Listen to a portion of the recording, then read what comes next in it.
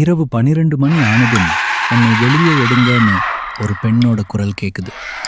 அது மனித குரல் இல்லை. திருவாரூர் மாவட்டத்தில் இருக்கிற பூதமங்கலம் பழைய காலனி. பகலில் சாதாரணம்.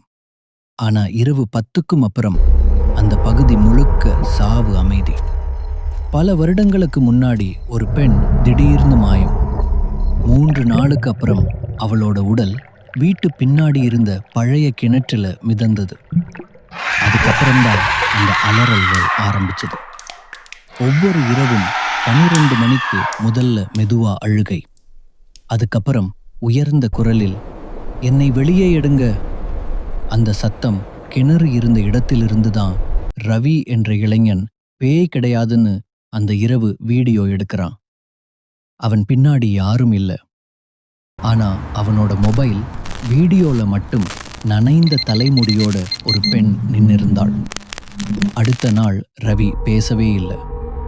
அவன் கண் மட்டும் கிணறு இருந்த இடத்தையே பார்த்துக்கிட்டே இருக்கும். இப்போவும் 12 மணிக்கு அந்த குரல் கேட்குதான்.